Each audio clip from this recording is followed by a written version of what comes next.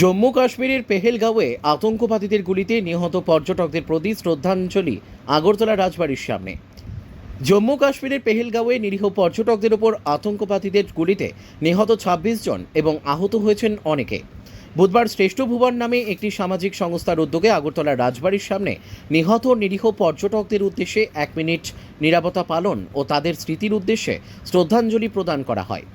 আতঙ্কবাদীদের গুলিতে নিহত পর্যটকদের পরিবারের লোকজনরা এই দুঃখের সময় যেন কাটিয়ে উঠতে পারে ভগবানের কাছে প্রার্থনা করছে সবাই, এবং ভারত সরকারকে এই নিন্দনীয় ঘটনার প্রতিশোধ নেওয়ার জন্য করজোড়ে আবেদন করেন শ্রেষ্ঠ ভবন নামের সামাজিক সংস্থার সকল সদস্যরা। এবং তারা ভারতবর্ষের প্রধানমন্ত্রী নরেন্দ্র মোদীর কাছে আবেদন রেখেছেন একটা আতঙ্কবাদীকেও যেন না ছাড়া হয়। ত্রিপুরা থেকে বিক্রম কর্মকারের report, crime press Bengal news. গতকালকে ভারতবর্ষের একটা জঘন্যতম, আমাদের জন্য একটা বাজে দিন, কালো দিন হিসেবে পার্শ্ববর্তী আমাদের রাষ্ট্র পাকিস্তানের মদতপুষ্ট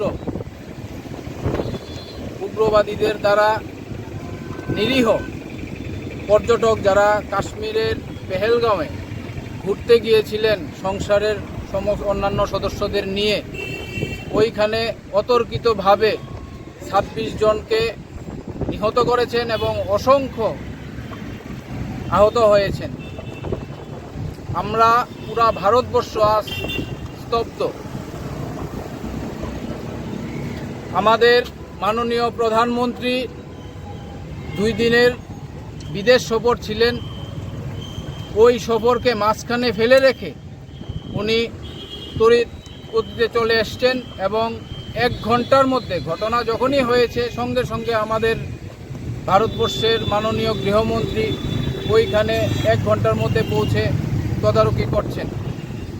তো আমরা প্রতিনিয়ত পাকিস্তানের হাতে এবং ভারতবর্ষেরও কিছু ওদের সঙ্গে মিলে কিছু উগ্রপন্থী সংগঠন আছেন যারা আমাদেরকে নৃশংসভাবে এইভাবে প্রতিনিয়ত খুন করে যাচ্ছেন। আজকে আমরা প্রত্যেকটা মানুষ ভারতবর্ষের স্তব্ধ হয়ে গেছি। আমরা বিগত দিনেও দেখেছি ভারতবর্ষটাকে ওরা একটা সুন্দর, সুশৃঙ্খল এবং উন্নততর ভারতবর্ষ যে ওই দিকে এগিয়ে যাচ্ছে, ওদের সহ্য হচ্ছে না, তাই ওরা এই ধরনের কাণ্ড ঘটাচ্ছে।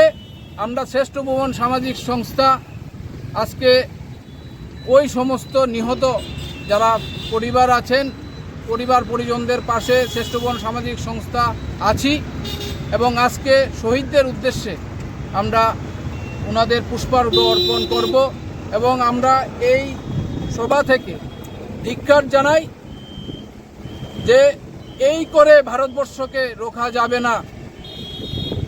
ভারতবর্ষের মাটিটা অন্যরকম। আপনারা কিছুদিনের মধ্যেই দেখবেন, অলরেডি শুরু হয়ে গেছে।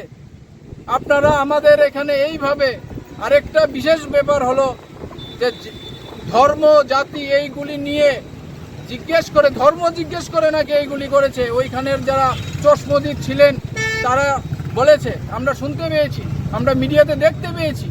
এইগুলি কি? এইভাবে বেশি দিন চলে না। আগামী কিছুদিনের মধ্যেই হয়তোবা আমাদের প্রধানমন্ত্রীর উপর আমাদের অগাধ বিশ্বাস যে উনি এটা বিহিত করে দেবেন। আমরা ভারতবাসী তাকিয়ে আছি।